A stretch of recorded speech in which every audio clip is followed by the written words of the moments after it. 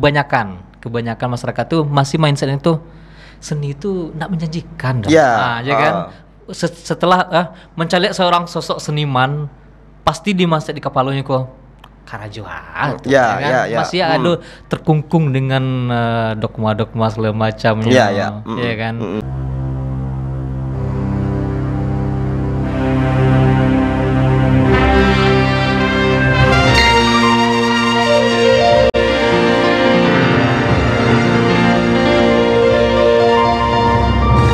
Mau tanya orang awak, disiko tampeknya.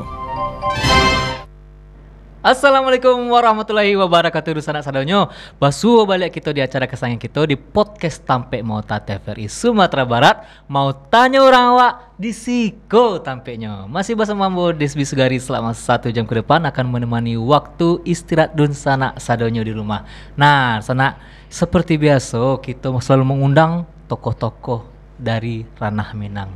Dan kini seorang anak muda, masih muda ada ya.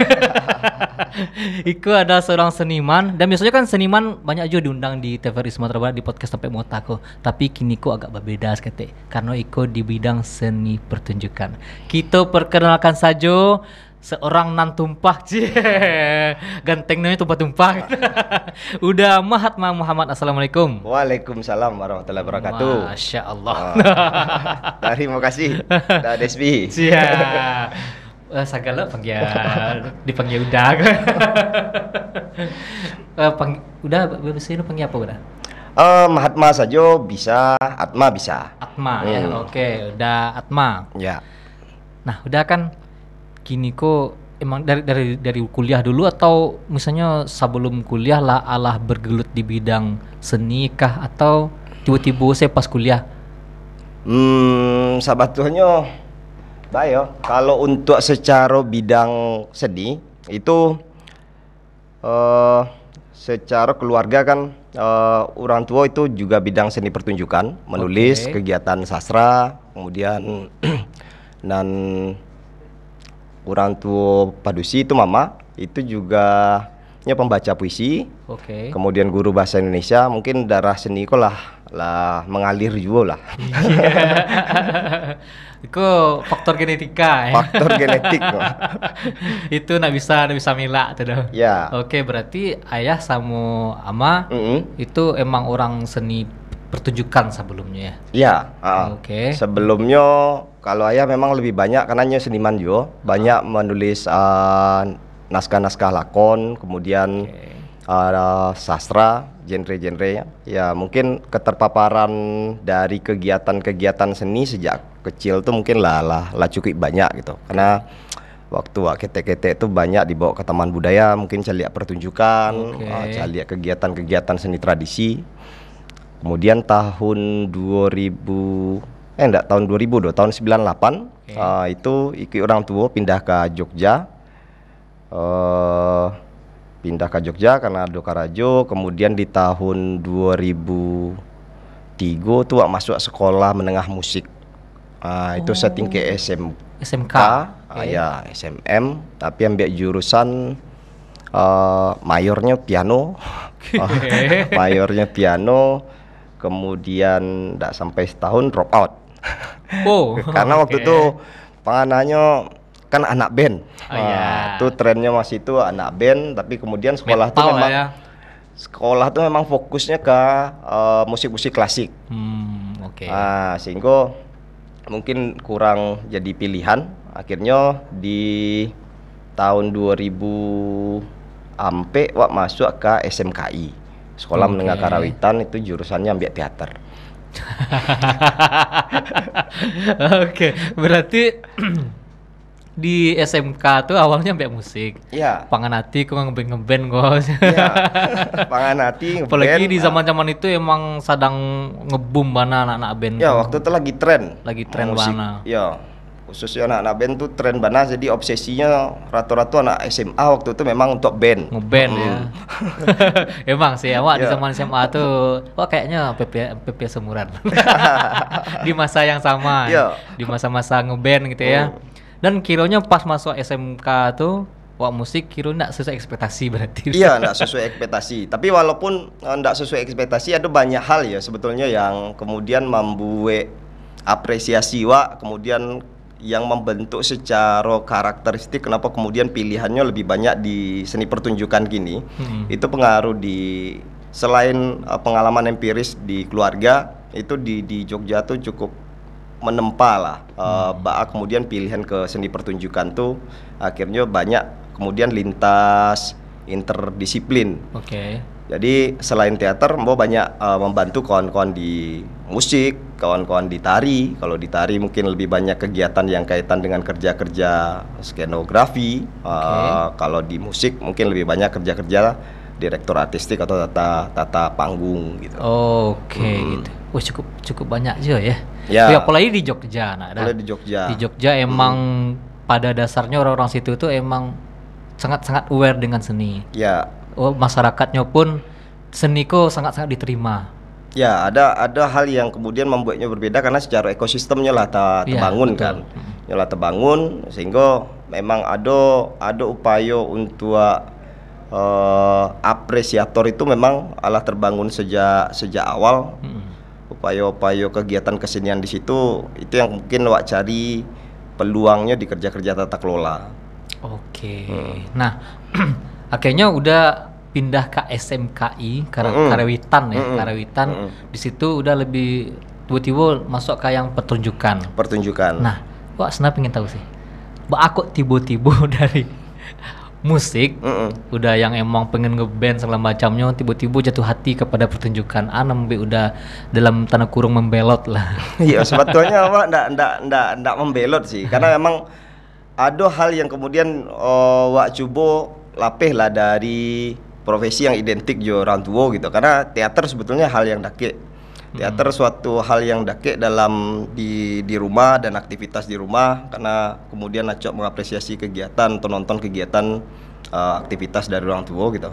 Tapi mungkin ada upaya untuk keluar dari genre orang tua. Dari genre yang digeluti dari orang tua gitu. Tapi mungkin jalannya lah ke situ juga.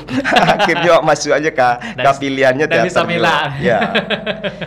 Bagaimanapun kan tetap rumpun ya, karena kerja-kerja teater tuh kerja-kerja yang kompleks juga. Betul. Karena di teater ada unsur musik, seni rupa, ada unsur gerak, bahkan tari gitu. Sehingga mungkin pilihan ke teater itulah yang paling cocok untuk digeluti sampai hari kini.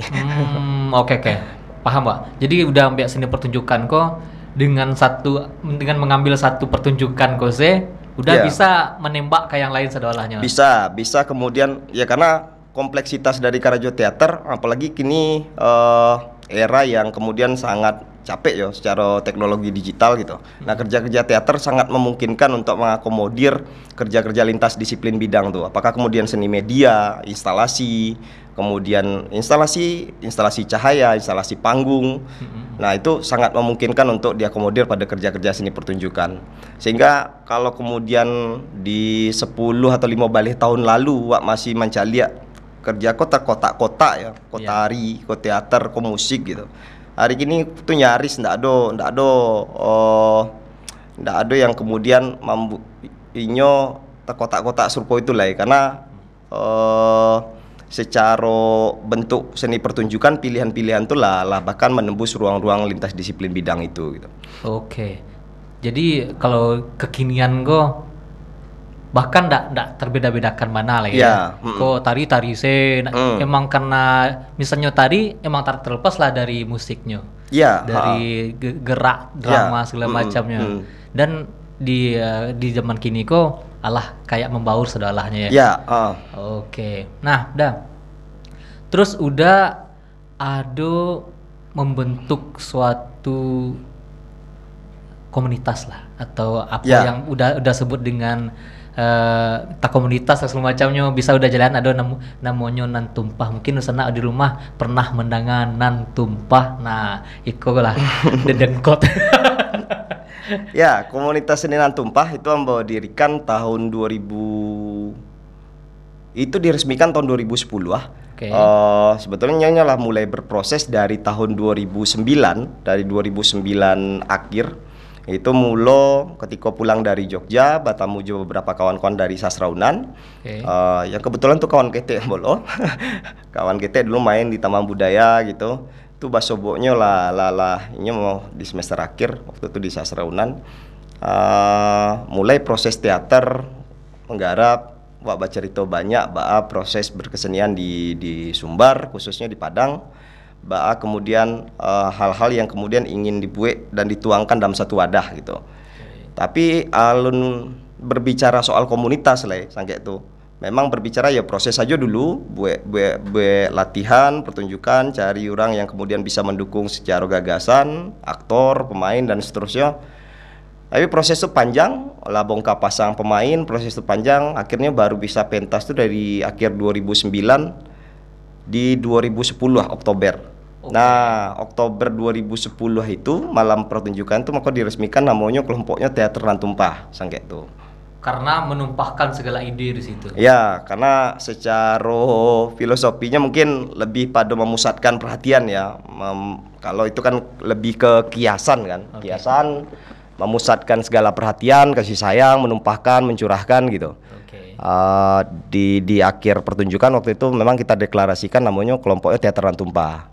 Baru 3 tahun kemudian berubahnya jadi komunitas seni Nan Tumpah.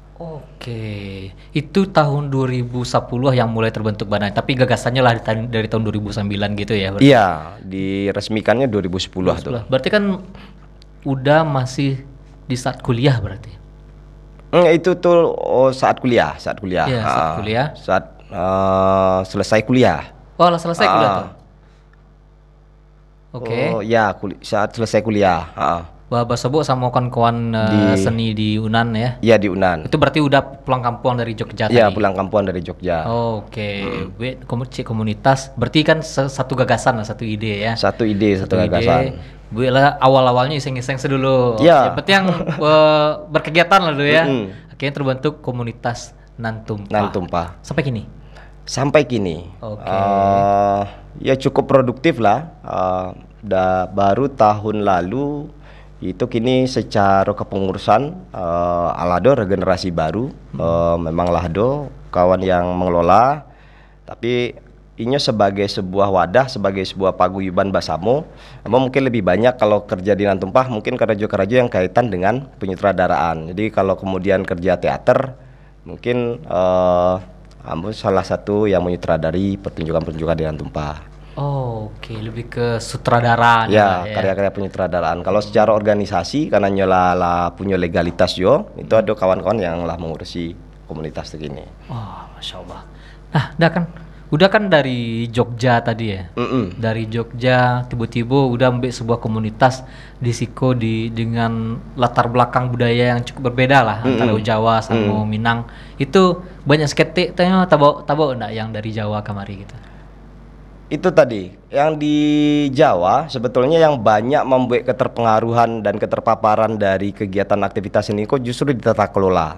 Karena kalau secara SDM, kalau secara kualitas artistik, penggarapan segala macam, itu di Sumbar berlimpah lah.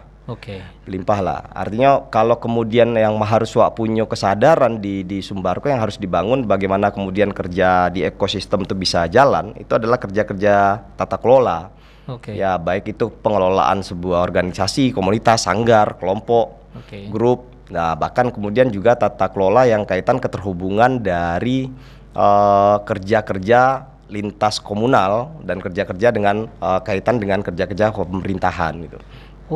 Cukup cukup lebar ya. Ya, cukup lebar luas, karena cukup kompleks ya gitu. Cukup kompleks ya. Kalau kaitan tata kelola, tapi yang kalau kaitan dengan capaian-capaian artistik, seniman teater, seniman tari, seniman musik itu berlimpah dia. Berlimpah untuk Sumatera Barat. Itu bisa diadu.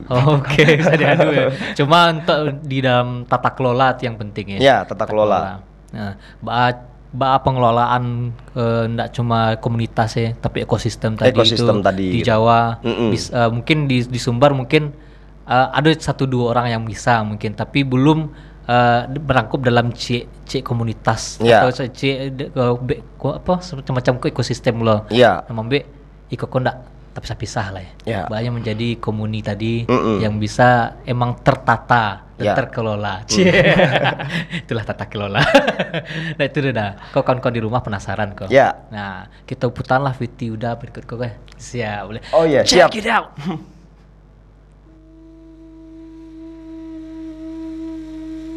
Healing Hilang dari Semak ke Belukar adalah pertunjukan sekaligus permainan yang buruk dari orang-orang yang mengalami gangguan mental pasca trauma. Inilah siklus ritual sekaligus sirkus orang-orang yang lepas dari satu peristiwa buruk dan masuk ke peristiwa buruk lainnya. Entah mulut dan bibir siapa yang sedang menganga di beranda.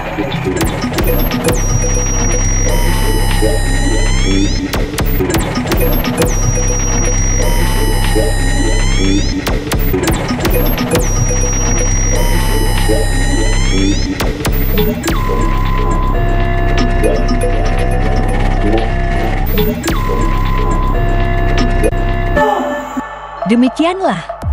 Healing sebentar, tetap sakit-sakit kemudian.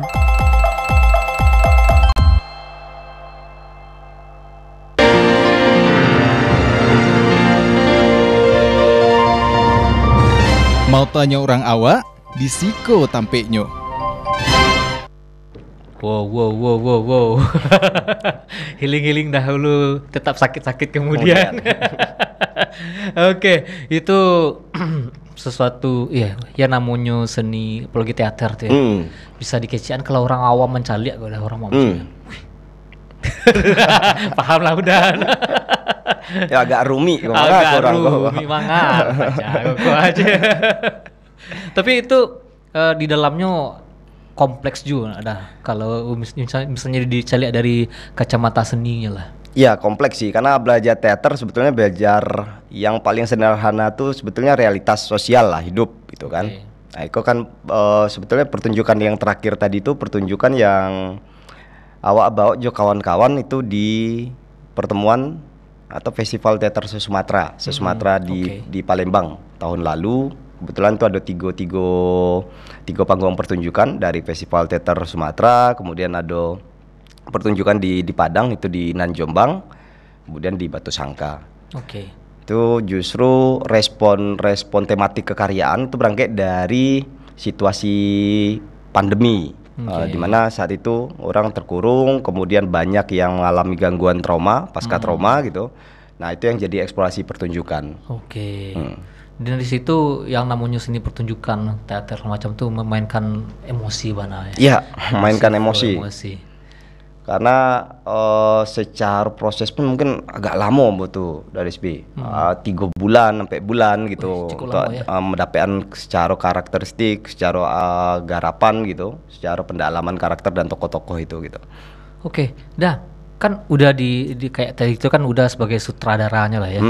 Dan itu mulai kalau sutradara itu apa sih ya anu sih? Beda-bedanya kan ada sutradara, ada yang produser. Ya, mungkin bagi orang-orang yang ngacok nonton sinetron kok sutradara kok, produser kok, tapi tidak tentu bedanya. Ya, kalau sutradara tuh lebih banyak pada kerja-kerja pengarahan dan konsepsi sebetulnya. Karena gagasan tuh dari konsepsi penyutradaraan. Apakah kemudian berangkat dari teks pertunjukan, naskah lakon, atau kemudian isu fenomena yang nyongke jadi gagasan garapan gitu. Itu sutradara membuat dari konsep gagasan sampai dengan menentukan kerja-kerja seluruh elemen artistik. Nah, kalau dalam produser itu lebih banyak di kerja-kerja manajemen produksi. Oke. Kok kalau ke produser lebih ke manajemen produksinya, lebih ke produksinya lah ya. Kalau di sutradara kok lebih ke kayak otaknya nama-nama. Ya, Oke, siap. Dan udah berarti membuat semacam kayak naskah tuh masuk ke kegiatan udah jo.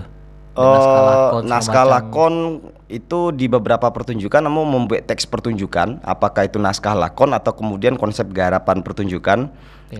Karena sebetulnya di beberapa kekaryaan ada juga membawa beberapa naskah lakon dari penulis-penulis sastra sebelumnya gitu. Oke. Nah, itu masuk bagian dari wilayah kerja kreatifnya juga. Oke. Nah, kan di beberapa di dalam kita cobalah mengelompokkan sketek dulu. Walaupun harusnya semuanya menyatu lah kan. Dan udah di dan tumpah tuh mulai dari sutradaranya. Mm-mm. Ya, untuk keproduseran enggak ya?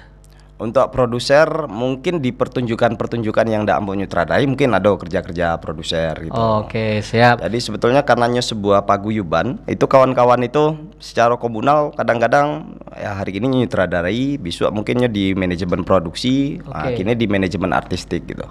Oke, siap. Nah, di komunitas Nan Tumpah, komunitas kok awak pengen tahu sih kan, kok kan ada di Sumatera Barat di Padang lah tepatnya. Itu tuh cakupannya apa sih dah?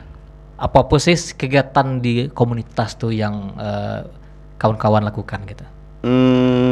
Komunitas Seniman Tumpah itu banyak beberapa program, beberapa program yang kaitan dengan program reguler dan program jangka panjang. Oh, ada program regulernya. Program jangka panjang, reguler, oke. program jangka panjang itu ada yang 3 bulan sekali, 1 bulan sekali, ada 1 tahun sekali sampai 2 tahun sekali. Oh, ada yang kayak gitunya. Jadi kawan-kawan membuat sebuah kegiatan kok ada yang jangka pendeknya, ada yang jangka panjangnya gitu ya. Nah, di situ kawan-kawan biasanya kalau untuk yang jangka pendek, jangka panjangnya apa sih biasanya kegiatannya? Apakah mengadakan suatu pertunjukan dengan berhubungan dengan pemerintahan kah, atau emang ingin membuat sebuah pertunjukan emang atas nama Nan Tumpah gitu?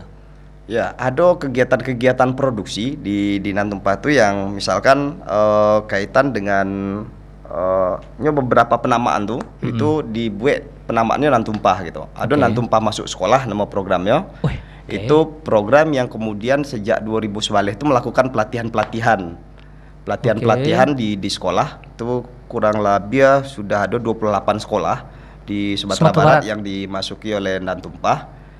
Itu sempat terhentinya di pandemi tahun 2019 balik.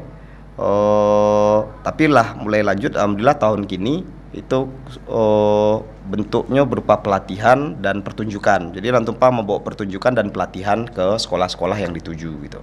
Oke. Dan sekolah-sekolah yang dituju kok terbatas ke sekolah-sekolah yang hanya istilahnya kayak ada yang punya latar belakang seninya kayak SMKI macamnya, itu atau sekolah umum. Sekolah umum. Umumnya itu sekolah menengah. Jadi ada SMP atau SMA yang kemudian kawan-kawan datang bagi pelatihan secara cuma-cuma, kemudian membuat pertunjukan dan dipertontonkan kepada itu. Jadi itu misinya dari lebih kepada penonton jangka panjang atau pelaku jangka panjang. Jadi kalau kemudian Nan Tumpah turun ke kabupaten, kota gitu, notabene rata-ratanya kuliah beko ke Padang gitu. Nah itu kita asumsikan sebagai pelaku seni pertunjukan 5 tahun yang akan datang, 10 tahun yang akan datang gitu. Oke, berarti atau sebenarnya penonton publik apresiasi baru. Karena kan awak bicaranya tata kelola tadi gitu. Oke. Berarti yang udah kawan-kawan Nan Tumpah segala macam nyupai ke sekolah tuh sebenarnya lebih ke jangka panjang, proyeksinya jangka panjang. Jangka panjang. Itu baik apresiatornya, baik pelakunya, ataupun bahkan mungkin yang kaitan dengan ya ekosistemnya lah. Ekosistem seni pertunjukan gitu. Dan itu mungkin hasilnya baru kita rasakan 5 atau 10 tahun yang akan datang gitu.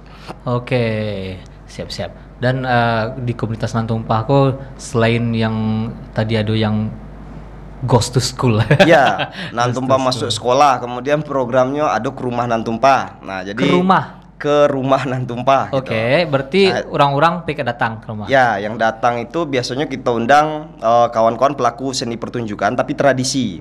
Nah, itu kita kerajuan di Kasang, kebetulan sekretariatnya di Kasang di Batanganai.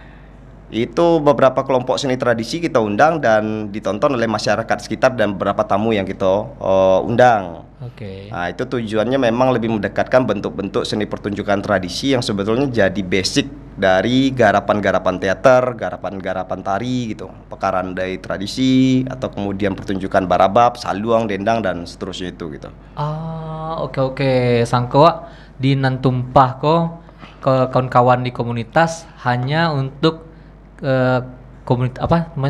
kegiatan-kegiatan pertunjukan yang berbau kontemporer atau yang mengolah keadaan-keadaan sosial segala macamnya. Ternyata sampai ke hal-hal yang tradisi juga dijangkau. Ya, justru karena beberapa garapan Antum Pak, terutama yang biasanya bersutradara itu basic penciptaan pertunjukannya justru dari tradisi. Terutama itu di Tupai Janjang. Tupai Janjang itu kan kalau kemudian Wak Cali secara skema pertunjukan itu kan mirip monolog di barat tuh. Iya. Kemudian Randai sebagai bentuk koreografi dan komposisi geraknya dipakai di beberapa pertunjukan teater kontemporer ataupun garapan-garapan teater modern yang digarap di kawan-kawan gitu.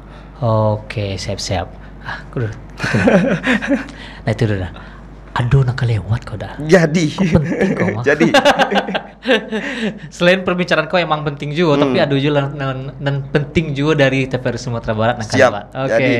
Jadi saudara-saudaranya kita akan lanjutkan perbincangan kita tentang seni pertunjukan, tapi setelah pesan-pesan berikut ini jangan kemana-mana.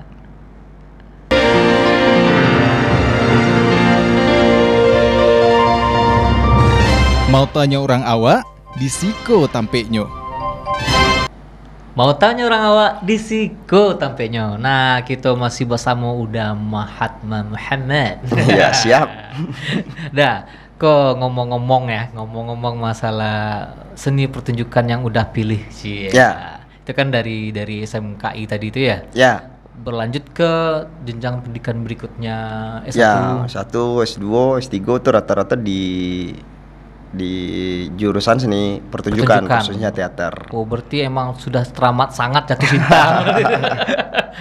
Kayak beberapa orang malah S1-nya Iko, S2-nya malah melenceng gitu kan. Ya. Jadi udah S1 di ISI Jogja. Oh, Jogja. Oke. S2 di ISI Padang Panjang. isi Padang Panjang. Oh, pulang kampung S2. Ya, pulang kampung S2 itu baru 2006 balik kalau nggak salah. Oke. S3-nya di ISI Solo. Oke. Bolak-balik ya. Ya. Oke. Dan itu kayak menurut awak kita Namwati lah itu. Dia ada kesempatan, Pak. Dia ada kesempatan, Pak. Itu alhamdulillah karena memang banyak kan skema-skema yang kaitan kini dengan beasiswa dan itu memang beasiswa untuk pelaku budaya dan seniman gitu. Jadi akses itu kebetulan mungkin kalau secara personal itu secara pribadi mungkin tidak ada lo niatan untuk kemudian melanjutkan kuliah tapi karena ada kesempatan seperti itu ya karena memang dikhususkan secara skemanya untuk pelaku budaya ya kita akses gitu. Oke, emang karena tujuannya untuk jangka panjang juga lah ya, tidak untuk hanya jangka panjang juga. Karena Ambo berpikir kalaupun misalkan secara bidang Ambo lebih merasa cocok di kerja-kerja lapangan ya, kerja-kerja praktek di studio, kerja-kerja pertunjukan yang memang di panggung gitu. Tapi Ambo pikir pertemuan-pertemuan dan interaksi, karena pengalaman di sekolah menengah tadi, di SMK tadi, interaksi dengan banyak budaya, interaksi dengan banyak pelaku lintas interdisiplin bidang gitu. Itu memang membuat banyak hal yang kemudian bisa dikerjakan dalam praktik-praktik penciptaan pertunjukan yang Ambo geluti gitu. Oke. Berarti negara itu udah berkeinginan melanjutkan dari S1, S2 sampai S3 di seni pertunjukan karena impact dari setelah itunya ada entah itu dengan masuk ke apa tadi penciptaan kalau ya jurusannya penciptaan. Oh, berarti penciptaan seni. Tunggu dulu, Wak pengen tahu sih sebenarnya kalau di seni pertunjukan kok apa sih bedanya di S1, S2, S3-nya? Kalau di seni pertunjukan kalau di S1 itu biasanya lebih banyak ke kajian-kajian dengan teoritis yang Wak pelajari. Jadi mungkin masih dalam koridor pengkajian atau penciptaan pertunjukannya yang masih dasar lah gitu. Dasar. Kalau kemudian S2 lah mulai. Karena kalau di S1 tuh biasanya masih ada jurusan teater, jurusan tari, jurusan seni rupa, sentra tasik gitu. Ada penjurusan kan, ada program studi gitu. Kalau di S2 kan nyalah masuk ke penciptaan seni yang walaupun secara spesifiknya masih ke konsentrasinya ke teater, tari dan seterusnya itu, tapi setidaknya itu wilayahnya penciptaan. Nah, artinya kalau di penciptaan tentu wilayah konseptual gitu, gagasan yang kemudian apa yang kanyo bue dan seperti apa gagasannya dan seperti apa metode dari isu atau fenomena yang nyo bangun dalam pertunjukan gitu. Kalau S3 kini kok lebih ke Sama penciptaan Penciptaan seni. juga, ya. Mungkin lebih pada metode penciptaannya, bagaimana kerja studionya, nah hal-hal langkah-langkah yang kaitan dengan secara ekspresi seniman, kemudian dituangkan dalam metode kerja penciptaan gitu. Oke, siap-siap. Dah, kan seni pertunjukan kalau orang Mancaliaknya kan cuma kan bagi orang awam Mancaliak show dah. Ya. Nah, tapi wak pengen tahu sih, wak dan yakin saya yakinnya ndak sesimpel itu, ndak sesimpel itu. Biasanya dalam seni pertunjukan kok apa sih komponen biasanya? Banyak komponennya karena memang ada kerja-kerja yang di balik layar, katakanlah di belakang panggung gitu, kerja-kerja artistik, ada kemudian yang berhubungan dengan artistik panggung tuh bisa lighting, bisa kemudian kerja-kerja skenografi yang artinya kerja-kerja yang tampak dengan tata artistik, kemudian kerja persiapan produksi, aktor gitu, dan itu bisa menyiapkan pertunjukan teater tuh biasanya kalau awak jo kawan-kawan di Nantumpah itu bisa 2-3 bulan. Oke. 2-3 bulan untuk satu produksi pertunjukan gitu. Ya, tapi sebetulnya di kawan-kawan teater bukan hanya pertunjukan itu yang penting, tapi bagaimana prosesnya itu, penciptaan pertunjukannya itu yang kemudian bisa menjadi pengalaman yang berbeda dari kawan-kawan yang terlibat di proses produksi itu gitu. Oke, siap. Nah, kalau pas pertunjukannya tuh biasanya kalau yang di Nantumpah lah, di Nantumpah terus di Nantumpah. Contoh kini Nantumpah ada semacam istilah itu ya, show event, event itu tuh misalnya awak datang sebuah event yang diadakan Nantumpah, itu yang awak dapatkan apa sih biasanya? Pertunjukan seperti apa? Iya, tergantung ya, karena kalau kemudian Nantumpah tuh punya, biasanya kalau di kerja-kerja penulisan kami punya pembacaan atau segmentasi penonton juga gitu. Nah, kalau kemudian secara tema pertunjukan tuh yang disasar misalkan di program Nantumpah Masuk Sekolah tadi gitu, itu kan sasarannya anak-anak SMA. Apa yang paling dekat dengan realitas anak SMA kini, isu apa yang mereka bicarakan atau bagaimana kegemaran mereka, sehingga kemudian pertunjukan kok secara segmentasi cocok untuk anak-anak sekolah gitu. Tapi yang paling penting kan dalam sebuah pertunjukan teater kan sebetulnya bagaimana pertunjukan itu bisa menggerakkan nalar kritis gitu. Nalar kritis terhadap isu-isu yang sedang berkembang di lingkungan sosialnya gitu. Jadi segmen-segmen yang kemudian kita petakan terkait dengan pertunjukan apa yang akan kita bawakan tuh biasanya memang berangkat dari fenomena dan isu sosial yang relevan dengan ketika pertunjukan itu akan dipentaskan gitu. Oke, berarti tergantung dulu kok kini sedang kini kok. Ya, bisa gitu. Yang kedua, awak nyasar segmen yang mana kini kok? Ya, kalaupun misalnya wak angket teks pertunjukan yang karya sastra, naskah lakon yang lama yang telah ditulis di beberapa seniman sastrawan gitu misalkan, itu tetap kita relevankan dengan kondisi hari kini. Kenapa masih relevan wak mangke naskah yang ditulis tahun 1980-an gitu misalkan kan. Kenapa tahun 90-an naskah kok tapi kini wak angke Bali gitu. Nah, mungkin itu isunya masih relevan dengan hari kini gitu. Betul. Nah, itu mungkin yang praktek-praktek yang kaitannya lebih banyak pengkajian di kajian awalnya sebelum kemudian pertunjukan itu diproses gitu. Oke, siap. Dah. Kan komunitas seni atau yang terkhususnya yang dipertunjukkan di Sumbar kok selain Nantumpah banyak jo atau apa? Banyak. Kalau komunitas seni pertunjukan, kemudian apakah kemudiannya spesifik tari, tapi memang di Nantumpah kan karena ini fokusnya lebih kerja-kerja pengembangan ya, kerja-kerja basic yang mempertemukan tradisi dan kerja-kerja praktik modern gitu. Biasanya pertunjukan-pertunjukan kontemporer kan lebih banyak ke situ pertemuannya gitu. Dan bertarungnya di gagasan konseptual. Untuk di kontemporer mungkin ada beberapa kelompok teater, ada kelompok tari gitu. Kalau di beberapa sanggar kan banyak yang fokus ya, sanggar seni rupa, sanggar tari, tapi itu memang biasanya lebih pada basic-basic dasar untuk sanggar anak-anak, remaja gitu. Oke. Kalau di Nantumpah? Kalau Nantumpah itu memang fokusnya pada kerja-kerja pengembangan itu. Kerja-kerja pengembangan dengan praktik kerja kontemporernya tadi itu memang lebih kepada lebih pada kerja-kerja teater. Kemudian di Nantumpah juga ada kerja-kerja yang kaitan dengan alih wahana, misalkan dari naskah puisi, kemudiannya jadi lagu. Bahkan di kawan-kawan Nantumpa itu ada kelompok musik puisi namanya komunitas kelompok musik Nantumpa. Kemudian hari ini sudah lahir pula satu kelompok yang diberi nama Naramajas. Nah itu dia fokusnya ke industri musik gitu misalnya, tapi materinya puisi gitu. Oke. Nah ini kan praktik kerja alihwana juga, dari sebuah karya puisi dialihwanakan jadi lagu musik. Itu kemudian juga jadi satu proses pendekatan kepada publik apresian bagaimana puisi bisa dinyanyikan dan lebih dekat kepada pendengar gitu. Oke.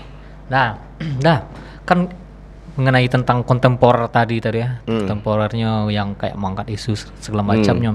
Tadi udah ada juga membahas tentang pertunjukan kok kayak di belakang panggung semacamnya ada lighting lah segala macamnya. Itu faktor pendukung kayak gitu tuh, lighting itu ada juga yang dibuat misalnya kayak gini kan mulai aneh-aneh gini. Iya. Adonan drone ditebang banyak-banyak kan, dibuat satu pertunjukan lampu drone gitu semacamnya. Udah menyasar kayak yang modern kayak itu juga kah atau misalnya? Ya itu lebih banyak masuk di karajo eksperimentasi ya, inovasi dan kreativitas gitu. Nah kaitan dengan eksperimentasi dalam kerja-kerja kreatif itu memang sangat dibutuhkan kan sebetulnya. Apalagi kerja panggung dengan sudah tidak adanya sekat-sekat batas wilayah genre jenis pertunjukan tadi gitu. Nah tergantung sih sebenarnya secara konsepsi teks pertunjukan yang kita gagas di awal gitu. Nah ini kan ada praktek membentuk secara visual dan ada praktek konseptual secara gagasan yang ingin disampaikan kepada publik penontonnya gitu. Nah praktek-praktek itu pasti terjadi, eksperimen yang kaitannya dengan persinggungan dengan teknologi, kemudian persinggungan dengan kerja-kerja seni tradisi itu pasti terjadi dalam kerja praktik seni kontemporer. Oke, keren juga sih. Bila ada lagi nonton apa? Insya Allah tahun depan. Kalau tahun ini Nantumpa tuh fokus ke festival yang 2 tahunnya.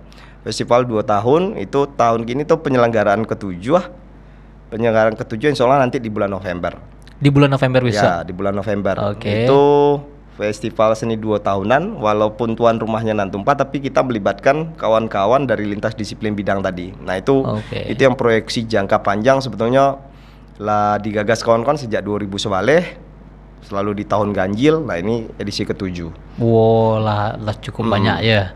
Nah, event-event yang pernah diikuti di Nantumpa ada juga dah? Tapi tahan dulu. Jangan keburu nafsu ya. Karena kita lewat lah. Oke, selanjutnya kita lanjutkan pembicaraan kita bersama Uda Mahatma, tapi setelah pesan-pesan berikut ini. Jangan kemana-mana.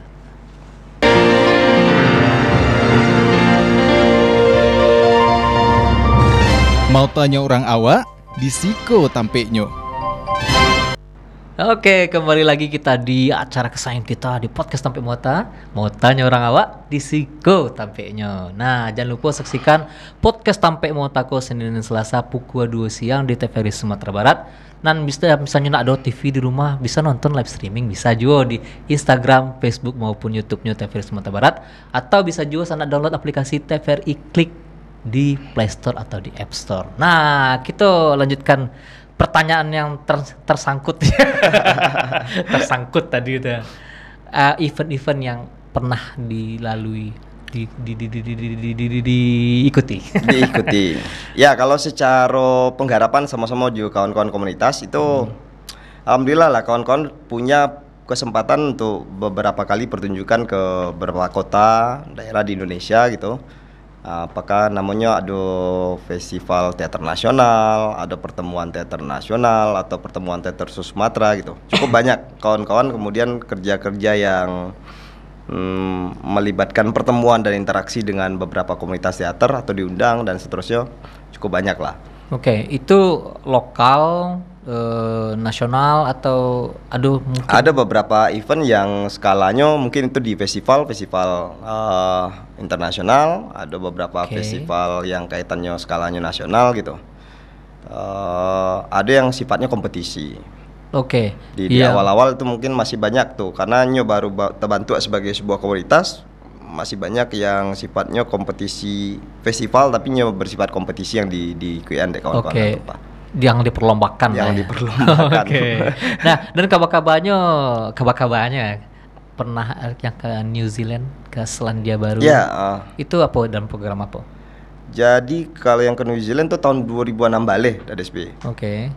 Tahun 2006 balik itu ada seleksi terbuka pengiriman apa ya namanya dulu, pengiriman pegiat budaya dan seniman ke New Zealand untuk tukar ilmu lah gitu. Kita belajar banyak kebudayaan di New Zealand, dan kita juga memberikan praktik dari praktik kerja artistik kita di Indonesia gitu. Oke, memperkenalkan Jo lah ya. Memperkenalkan Jo. New Zealand memperkenalkan kawa, memperkenalkan lo budaya awak gitu. Keren sih. Tukar pikiran lah gitu, tukar pikiran dan proses cara kerja di New Zealand. Itu ada sekitar 2 bulan dulu. Di 2006 balik. Sampai ke cara kerja berarti ya? Ya, jadi praktik-praktiknya semacam praktik kerja residensi. Ada beberapa komunitas atau kemudian beberapa kelembagaan yang kita kunjungi. Karena waktu itu kan perwakilannya ada sekitar 56 orang yang dikirim ke situ dari Indonesia. Dari Sumatera sampai Papua tuh kan ada perwakilan baik tari, museum, cagar budaya, seni pertunjukan gitu. Cukup banyak yang dikirim, dan itu dibagi ke beberapa area gitu, yang kemudian kita jadi praktek timbal balik, ulang alik gitu, cara kerja dari artistik dan praktek-praktek tata kelola yang ada di sana gitu. Oke, dan yang positif dan bisa dicocok untuk dibawa ke mari diterapkan lah ya. Iya, Oke, karena yang namanya semua hal sih, tidak hanya seni. Mungkin cocok di negara ini, belum tentu cocok di negara awak. Misalnya ya kan, cocok-cocokan juga. Iya. Kadang awak paksakan yang di luar tuh kamari, kadang SDM yang kurang lah, kadang support dari berbagai pihak kurang gitu. Wah, aku pengen kok SDM mado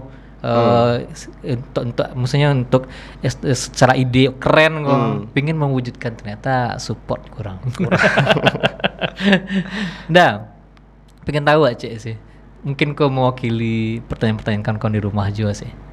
Untuk jadi seniman ya, terutama mungkin tidak hanya seniman panggung ya, semua seniman kalau udah kan lebih terkhusus ke seniman panggung. Nah, mungkin bisa juga kan kau di rumah bertanya kan, seberapa meyakinkan seberapa menjanjikannya sih untuk seorang seniman di Indonesia kok? Iya, sebetulnya pilihan dalam artian profesi gitu ya. Pilihan dalam artian profesi tentu apapun profesi yang dipilih itu kan jelas secara wilayah kerja itu kembali pada personal yang memilihnya ya gitu. Kalau ambo dari SB gitu, nyedek mengalir saja gitu. Alhamdulillah kini dari praktik-praktik kerja berkesenian toh secara menjanjikan, baik secara ekonomi, karir, atau kemudian juga pilihan-pilihan dalam praktik kerja yang kita pilih tadi, ya cukup menjanjikan gitu. Hanya saja mungkin yang kaitan dengan bagaimana penghargaan terhadap kerja profesi seniman ini, misalnya di Sumatera Barat gitu, itu harus ada peningkatan tata kelola yang baik, aspek yang kemudian memiliki keterhubungan antara pemerintahan, pihak-pihak swasta, sehingga sebetulnya kalau bicara soal menjanjikan kan pasti mencari kayak yang lahado gitu. Misalkan selalu saja terjadi perbandingan kerja-kerja, kenapa seniman kemudian keluar ke Jawa gitu, atau kemudian ke luar negeri bahkan gitu, untuk praktek-praktek kerjanya yang sebetulnya jauh lebih menjanjikan, mungkin secara nilai ekonomi dan praktek keterbukaan yang jauh lebih mengakomodir kerja-kerja penciptaannya gitu. Tapi kalau mungkin di Sumatera ini kerja-kerja apresiasi supaya kemudian tidak banyak lagi potensi-potensi dari kawan-kawan yang punya talenta gitu, katakanlah bakat gitu, itu tidak keluar dari sumber gitu. Ya memang harus ada upaya membangun dari dasar lah, bagaimana kerja-kerja kesenian ini, kawan-kawan seniman itu pun bisa saling bertemu, kemudian memperbaiki hal-hal yang mendasar supaya kemudian bisa lebih menjanjikan dalam praktik kerjanya gitu. Oke, intinya semua stakeholder saling saling support gitu. Bakai cewek tadi ndak hanya SDM lah, oke kok ide lah keren gak, tapi support dari sana sininya kurang, akhirnya ndak terwujudkan ide kok tadi lah yang semua namaku nan tumpah lah ditumpahkan gitu lah ditumpahkan tapi nak terrealisasikan karena berbagai kendala ini itu dan oke sebenarnya menjanjikan kok lebih ke diri awak pribadi aja sih apapun pekerjaanmu apapun pekerjaannya gitu. Kok kan alhamdulillah kok lah 3 anak bisa aja dengan jalan kesenian kok yang mungkin kadang-kadang agak aneh juga dari SB mungkin itu apa pekerjaannya tuh kok lah anaknya lah 3 kok gitu baca hidupnya apa segala macam gitu. Tapi selalu ada jalan dengan pilihan yang pasti kan dalam konteks praktek berkesenian gini kok mau pikir praktek berkesenian kalau kemudian kawan-kawan memang menseriusi itu gitu itu tetap sangat menjanjikan dan prospek gitu. Oke. Apalagi dunia entertain kok sebenarnya memang menjanjikan tapi kebanyakan orang-orang masyarakat ya kita tidak menyebut siapa-siapanya tapi kebanyakan masyarakat tuh masih mindset itu seni itu tidak menjanjikan ya kan setelah mencari seorang sosok seniman pasti di mindset di kepalanya kok Karajual masih ada terkungkung dengan dogma-dogma segala macamnya ya kan dan sebenarnya kalau kita jalani dan kita terjun ke dalamnya langsung banyak kok banyak karena misalnya beberapa kalau kemudian yang identik dengan kerja kesenian itu kan pasti hal-hal yang tampak depan tampak depan tuh katakanlah aktornya, kemudian pemain musiknya, playernya dan seterusnya. Tapi kerja-kerja di luar itu sebetulnya itu sudah menjadi profesi di kawan-kawan pekerja seni khususnya di daerah-daerah yang sebenarnya secara publik apresiatornya itulah terbangun gitu. Ada kerajo manajer galeri, ada kerajo pimpinan produksi yang sebetulnya itu profesi. Itu profesi dan itu punya bayaran yang layak, kemudian punya kontrak yang jelas gitu. Cuman kan di awak belum bisa profesi-profesi yang secara penamaan tadi itu stabil kemudian berjalan di Sumatera Barat karena memang ekosistemnya belum terbentuk. Oke. Sama sih dengan dunia digital juga ya kalau awak di dunia digital misalnya kayak influencer mengalah karajo. Ya kan. Cuma karena ekosistem belum terbentuk jadi orang masih belum menerima bahwa itu adalah sebuah pekerjaan. Itu sebuah profesi, itu sebuah pekerjaan gitu. Masih dianggap hobi, masih dianggap apa gitu. Oke. Nah, kalau di rumah Mbak sih. Kalau di rumah penasaran Mbak sebelum closing tapi Mbak pengen menanyakan nih kok. Kalau di rumah Mbak maksudnya Mbak gitu. Misalnya kan kehidupan udah kan ayah sama mama kan orang seni. Udah orang seni juga. Kehidupan orang seni itu Mbak asik sebenarnya. Penasaran Mbak. Kalau misalnya kayak awak misalnya ada beberapa orang lah misalnya dengan kita menyebutnya kebanyakan orang tuanya misalnya kalau misalnya kayak tadi anaknya nggak lulus atau KDDO kan karena bilang aku rajol lepas lah habis piti deh. Kalau di seni bahasnya apa kita alah deh.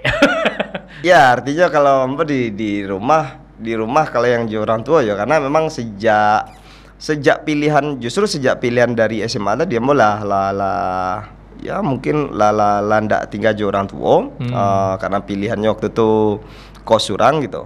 Tapi kalau di rumah kini ya model mau menjalannya undang sih dari speaker rumah lah ya. Penasaran bahas kehidupan behind the scene. Oke, sebelum kita tutup closing statement lah Cik dulu untuk kawan-kawan di rumah mungkin yang pengen terjun ke dunia seni terutama seni pertunjukan apa sih yang bekal-bekal yang harus punya dan harus bagaimana mereka gitu. Ya artinya sama ya serupa tadi itu kalau kemudian yakin dengan pilihan-pilihan yang kaitan dengan kerja-kerja kesenian maka kawan-kawan harus masuk pada upaya bersama untuk kemudian untuk kita bisa saling mendorong bersinergi kerja-kerja kesenian itu sehingga paling tidak harapan kita secara kerja tata kelola dan ekosistemnya terbangun dan semakin banyak orang yang mengapresiasi kerja-kerja kreatif, kerja-kerja seni budaya gitu sehingga setidaknya kita bisa memperbaiki hal-hal yang selalu kita bicarakan terkait dengan pengembangan ekosistem seni dan budaya di Sumatera Barat. Oke, ekosistem lah intinya. Ekosistem, intinya ekosistem. Wah, Caca lihat udah di TV kayak di Mas Jai ya. Itu salah satu role model. Keren sih. Oke, terima kasih udah Mas Menanya, masih banyak yang pengen tanyakan kok. Panuh tadi tablet doa aku pertanyaan. Cuma karena kita terkungkung oleh waktu. Bilo-bilo kita akan bertemu lagi lah ya. Ya, siap. Kita carilah satu momen lagi untuk di episode selanjutnya kita berbicara tentang seluk-beluk seni pertunjukan dan lain-lainnya. Siap. Karena terlalu banyak ya, terlalu kompleks dan Kompleks. Iko mungkin hanya kulit-kulitnya saya dulu. Besoknya dagingnya lah sampai ke tulang. Oke, terima kasih udah malah datang ke Sama-sama, TVRI Sumatera Rizky. Barat. Semoga makin sukses Amin, di dunia amin. seni pertunjukannya dan di komunitas seni dan tumpahnya makin Amin. keren. Oke, terima kasih Dunsana Sadonyo. Itulah pembicaraan kita dengan udah Mahatma Muhammad, namanya unik ya. Oke, semoga menginspirasi kawan-kawan Sadonyo di rumah dan banyaklah pelaku-pelaku seni yang datang dari Sumatera Barat dan emang bisa menjadi seni pertunjukan kok makin dikenal, makin diterima lah ya. Nggak ada mindset pelaku seni kok bantuan ada kerja. Emang ini pekerjaan loh ya. Ini pekerjaan yang sangat-sangat menjijikan dan itulah contohnya salah satu adalah udah Mahatma Muhammad tadi. Oke. Mohon maaf Desbi kalau ada salah kata, salah perbuatan. Undur diri. Assalamualaikum warahmatullahi wabarakatuh. Waalaikumsalam.